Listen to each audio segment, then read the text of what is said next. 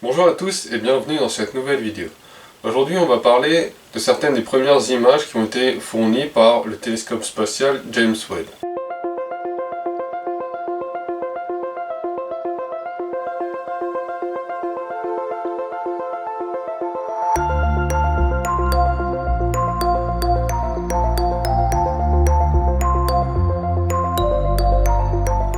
Alors le télescope spatial James Webb a été envoyé en Noël de l'année dernière, spécifiquement dans le but d'observer les galaxies lointaines, qui jusqu'à présent n'ont pas pu être observées.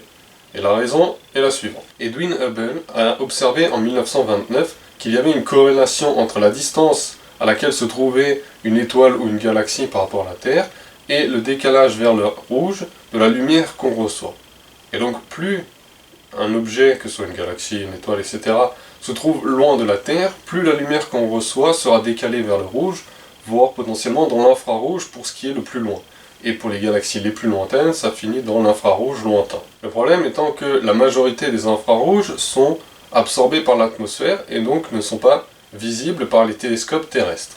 Il faut donc utiliser un télescope spatial, mais ceux qui existaient avant l'envoi du James Webb n'étaient pas en mesure de détecter l'infrarouge lointain et ne permettaient donc pas de voir les galaxies les plus lointaines. Alors pourquoi vouloir regarder aussi loin? Eh bien les évolutionnistes pensent que l'univers est vieux d'environ 13,8 milliards d'années et que les premières galaxies se seraient formées environ 500 millions d'années après le début du Big Bang. Mais ils ne savent pas exactement comment ces galaxies se sont formées. Il y a quelques décennies, ils pensaient que le gaz s'était réuni pour former des structures qu'on identifierait aujourd'hui comme des galaxies, et qu'ensuite des étoiles se seraient formées au sein de ces galaxies. Mais aujourd'hui, ils penchent plutôt pour l'idée que les étoiles se seraient d'abord formées, qu'elles se seraient ensuite réunies en des galaxies, et qu'ensuite, au sein de ces galaxies, de nouvelles étoiles auraient pu se former. Et donc, le James Webb, avec sa capacité à observer les galaxies les plus lointaines, pourrait donner des informations sur la formation des premières galaxies. Alors, les premières images ont été fournies par le James Webb, dont certaines images de galaxies lointaines. On n'a pas encore déterminé la distance à laquelle se trouvent ces galaxies, mais certaines études préliminaires ont déjà été faites et ont essayé d'attribuer un âge à ces galaxies. L'une d'entre elles a estimé que certaines des galaxies existaient 300 millions d'années après le début du Big Bang. Une autre a trouvé des galaxies qui seraient 200 millions d'années après le Big Bang.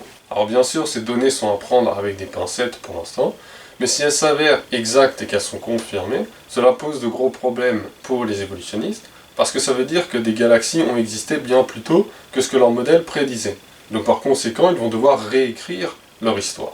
Et de plus, ces images montrent que ces galaxies lointaines ressemblent beaucoup à celles que nous avons à côté de chez nous.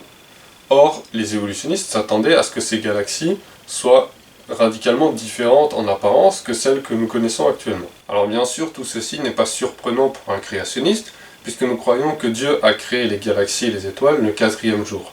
Donc il n'est pas surprenant de voir des galaxies aussi proches du début de l'univers. Et il n'est pas non plus surprenant de voir que ces galaxies ont un aspect très semblable aux galaxies proches de chez nous. Voilà, c'est tout pour aujourd'hui. J'espère que ça vous a plu. Si c'est le cas, n'hésitez pas à laisser un pouce bleu et à partager la vidéo. Si vous avez des remarques ou des questions, n'hésitez pas à les laisser dans les commentaires sous la vidéo. Sur ce, je vous souhaite une bonne journée.